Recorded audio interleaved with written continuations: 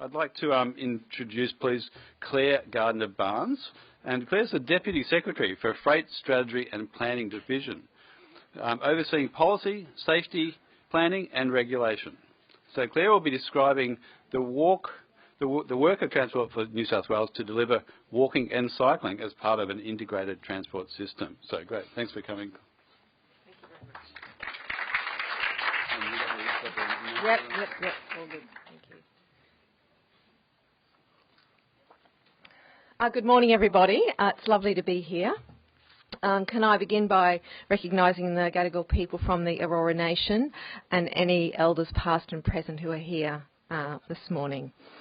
And can I just congratulate Shelley on her performance this morning and her fantastic presentation. While I work for Transport for New South Wales, I'm very new to New South Wales. I have been here only 6 months and haven't lived here before taking on this role. And in fact, in a prior jurisdiction in Queensland about 6 years ago, I worked in education, and one of my areas of responsibility was health policy for students. So I felt very much at home with the work that she was doing, and it was great to hear those key messages still being talked about and being implemented across the world, because childhood obesity is such a big issue that so many of us are dealing with, and it's great to see such an integrated approach to that issue. So one thing I will say in coming to Sydney is that I probably have not done so much walking to work in my whole life since I've been here. So one thing that happened prior to my appointment as a senior executive, and I've been one for many years, prior to me coming down, I rang the secretary after trying to negotiate the car package for my employment. And I had lined up to speak to him a couple of months before I started, and I said, Tim, look, I'm not getting any traction with this, with your area around the car package. And he said, Claire, just get an Opal card. So I actually decided not to take the package and to get a card and take on the challenge.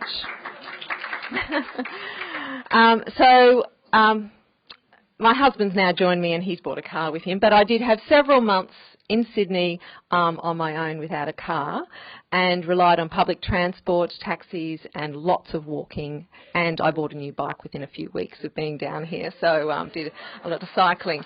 So throughout my talk this morning, I will pepper it with a few little anecdotes of my experience coming into Sydney for the first time and experience what it's like to live in the big metropolis, particularly given that the last 6 years I've spent in Darwin, which by head of population, the Northern Territory has the highest active transport group across the nation. And no doubt New South Wales will be up there very soon as king of the pops. So this morning I'm just going to talk about some of the work that we're doing in transport to promote active transport and build on where we've come over the last few years, and talk about some of the policy and planning work that we're about to embark on. So you're all here because no doubt you agree that walking and cycling opportunities create healthier and happier people. It means we are better connected to each other, and in fact it's the most cost-effective way to get around town.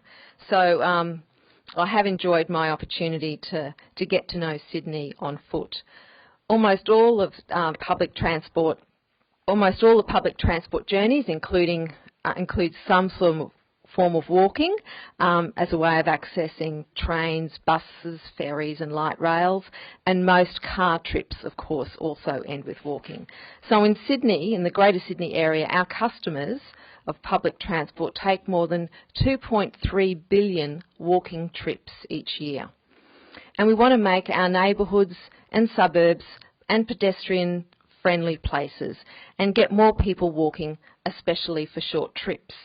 So more than 2 million of the car trips we make every day are less than 2 kilometres.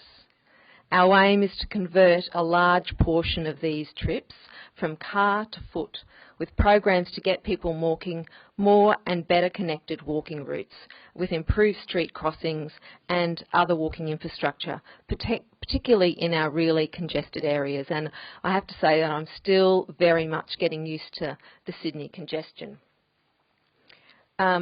And I am a strong believer, if we're going to make this a success in Sydney, it's not just about infrastructure, it's very much a change in behaviour and a change in attitude.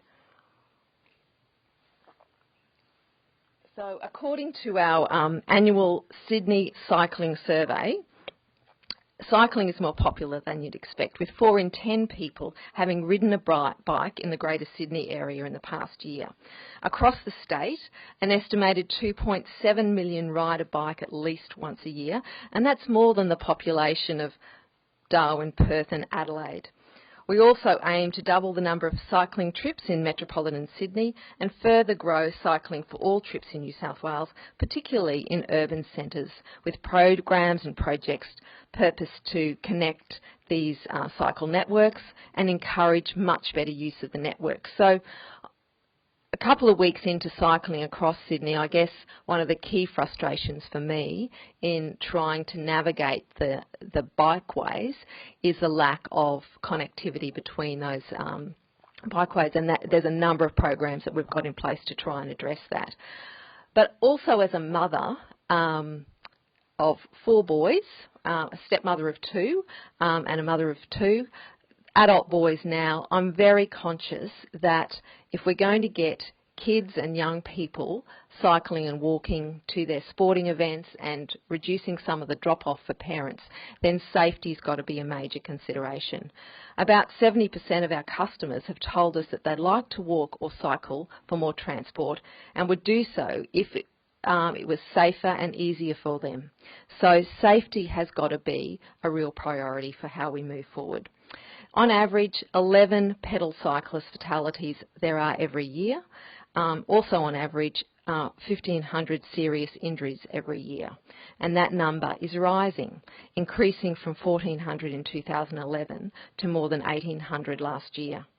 All of these 1,800 plus cyclists were all admitted to hospital, and that's because of a serious injury.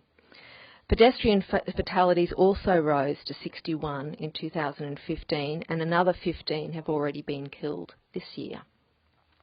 So increasing road safety is often about safer infrastructure, but it's also about safer behaviour. Safer behaviour by our vulnerable road users and safer and more respectful behaviour by drivers and motorcyclists and riders.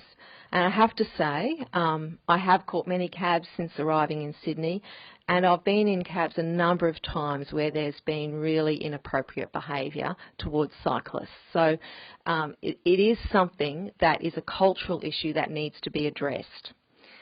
When people walk or cycle as part of their journey, they reduce traffic and relieve pressure on the public transport system while contributing to the vibrancy and livability of their communities.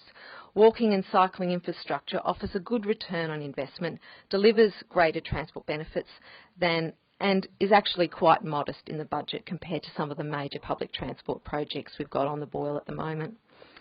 With the benefits of walking and cycling in mind, New South Wales Government is committed to much better walking and cycling outcomes for customers and communities across the state. Since 2011, the New South Government has invested historic levels of walking and cycling, including $57 million allocated in the 15-16 state budget for walking and cycling infrastructure.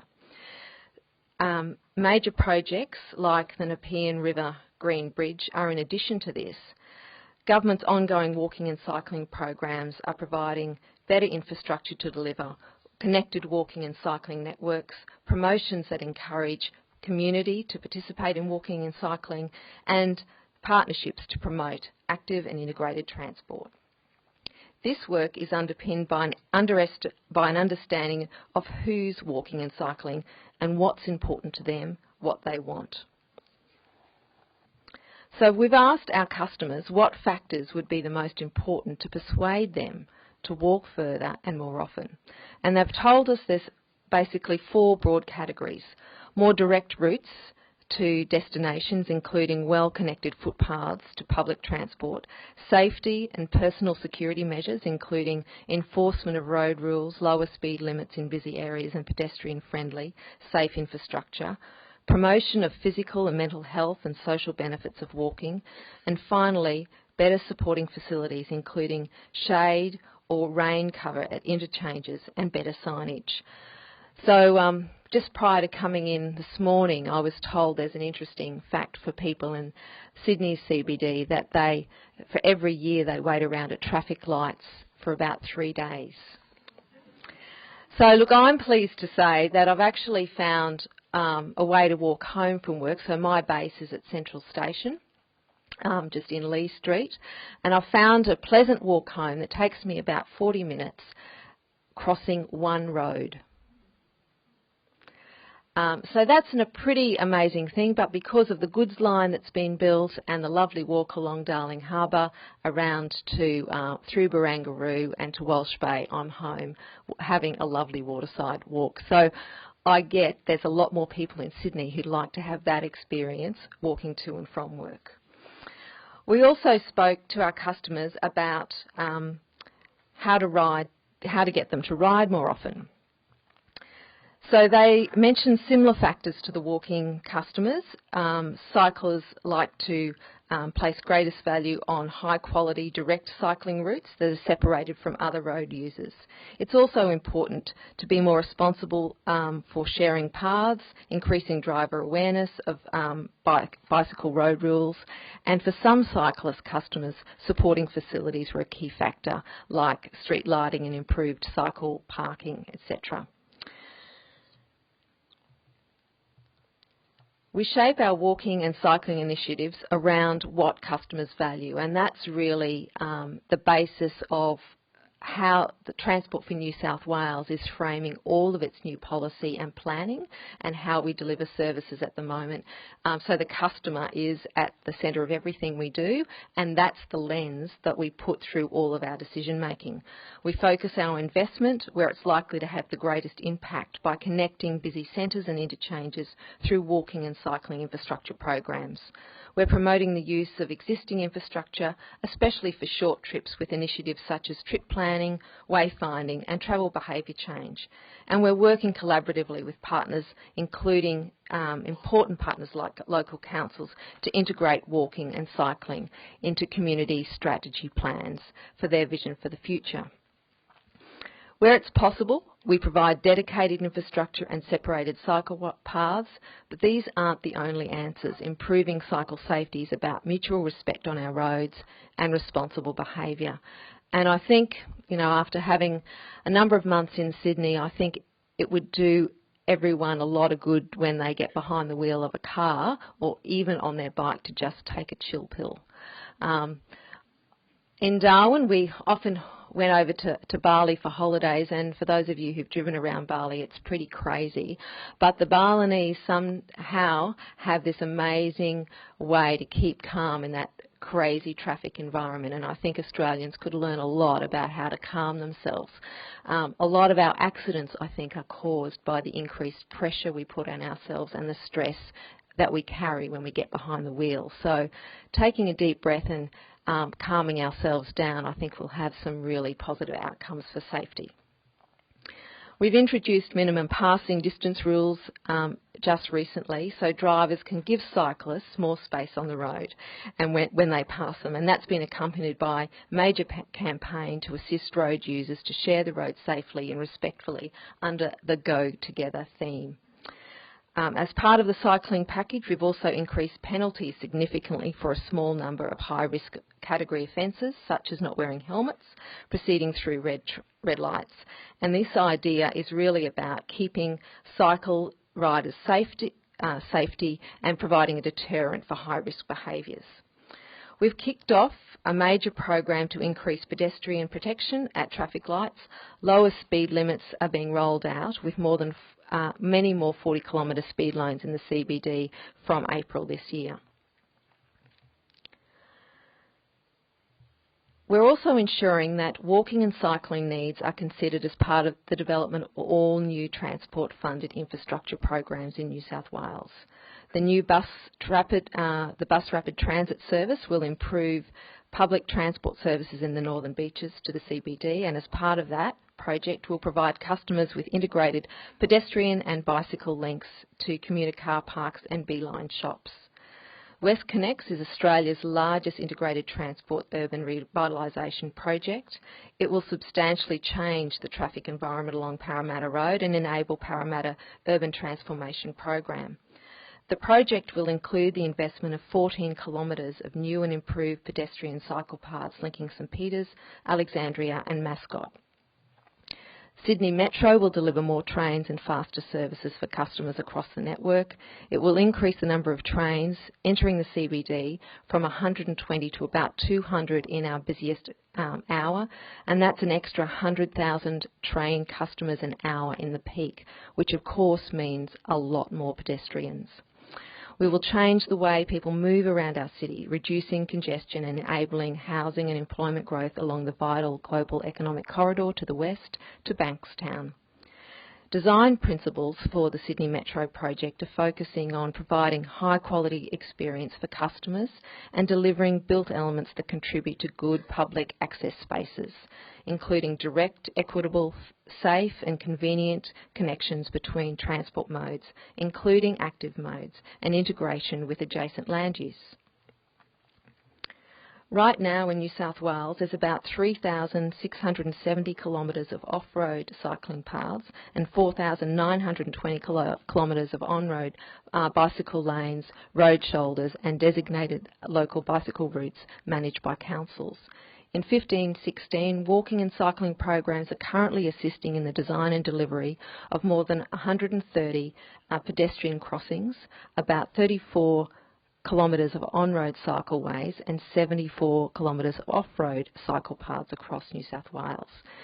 There's 377 projects underway across 83 local government areas, 158 walking projects, of which 52 are within the metropolitan Sydney area, 219 cycling projects, of which 69 are within the metropolitan Sydney area. There's a lot happening. The Walking Communities program offers regional and metropolitan walking projects to better connect walking infrastructure and programs to encourage walking.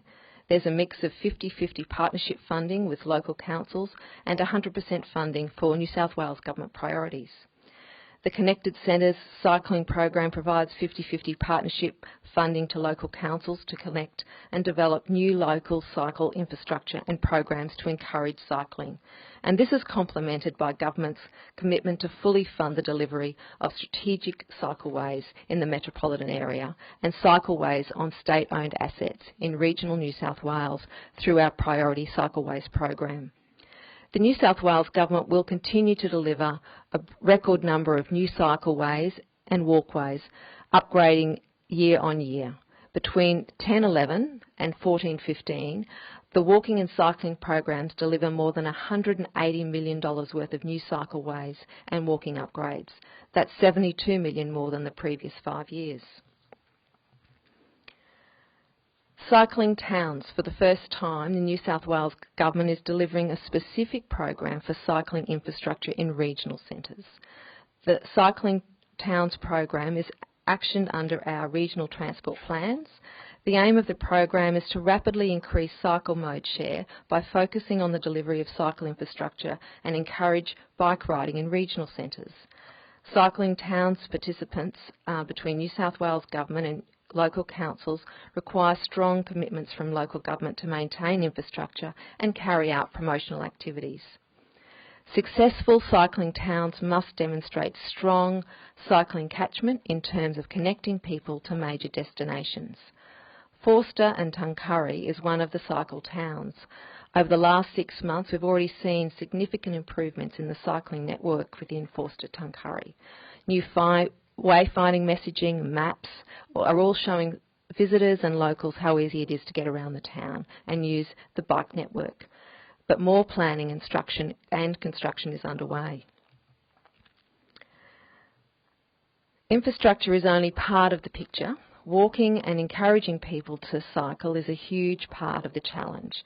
In 2015, we introduced Good Move, walking and cycling promotional campaign. The campaign encourages our customers to consider walking or cycling part of their everyday travel journey. In December, we also announced contracts to secure bicycle parking at Liverpool, Campbelltown, Gosford and Woy Woy train stations. The first bike sheds will be rolled out this year. We've also sponsored a number of major events, including New South Wales Bike Week. In 2015, there were more than 60 Bike Week events across New South Wales. The event involving transport cluster agencies, local government and community groups pulled together to promote cycling statewide. We also are involved in the Spring Cycle. In 2015, over 9,000 riders took part in that event, enjoying riding across the deck of the Sydney Harbour Bridge.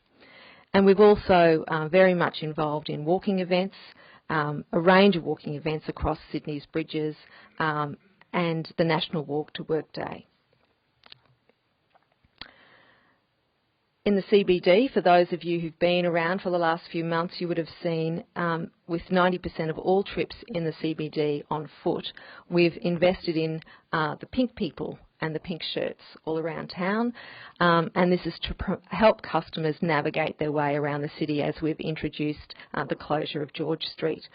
And we commenced the overhaul of the CBD busway, so people needed a lot of instruction around trying to navigate those new routes.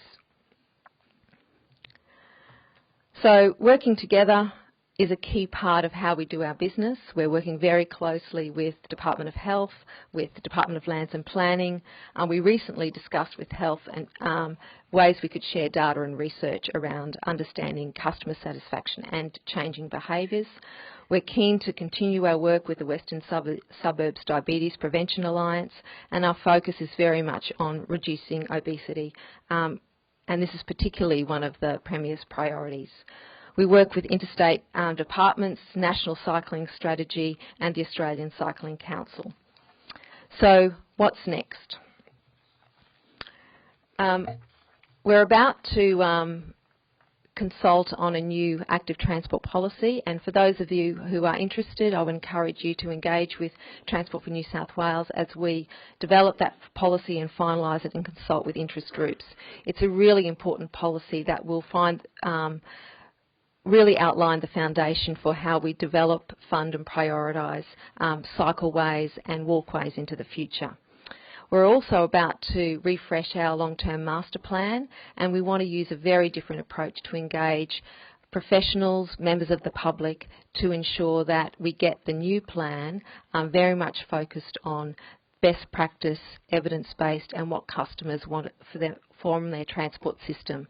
That plan will include public transport initiatives, new road networks, long-term plans for the future, and new policy directions for Transport for New South Wales. There's lots of opportunities for you as key stakeholders to get engaged in that process, and over the coming months you'll find out opportunities on how to do that by going to the Transport for New South Wales website. I'd like to thank you for having me here this morning, speak to you.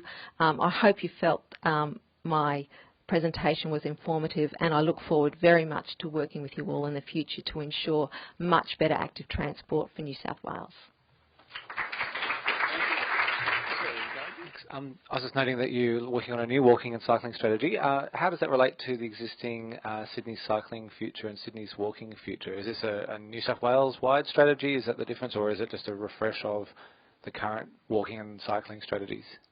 It will be a New South Wales-wide strategy, but we certainly will be looking to integrate it with existing strategies and refresh those as we move forward. So we don't want to have a confused network of strategies out there.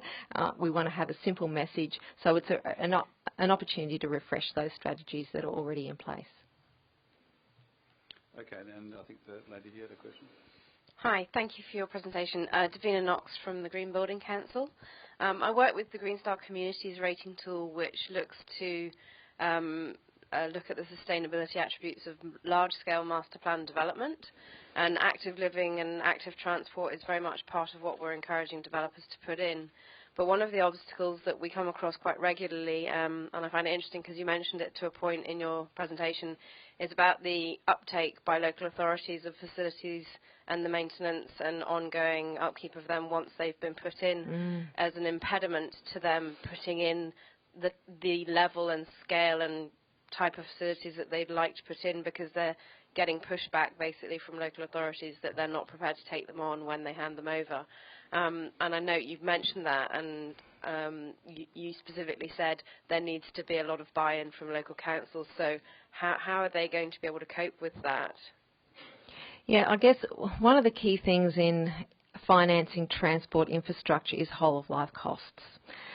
It's not something that's been done well in the past, but it's certainly something that government has seen as a priority for the future, and looking at some innovative financing models, because there's lots of groups that benefit from infrastructure investment that's focused on better transport solutions, and that's one of the priorities for Transport for New South Wales right now, is looking at innovative financing models in partnership with industry, in partnership with local councils, and in partnership with commercial and bankers that can provide opportunities at the local level and see the benefits for everybody in the community by a joined-up partnership approach.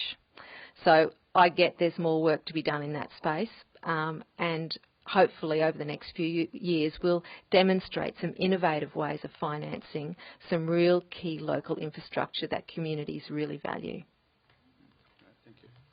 I'm afraid we will have to leave it there, but I mean I could talk about cycling all day really, but we can't unfortunately do that. But please join with me in thanking Clare for what's been a really interesting presentation. Thank you, Clare.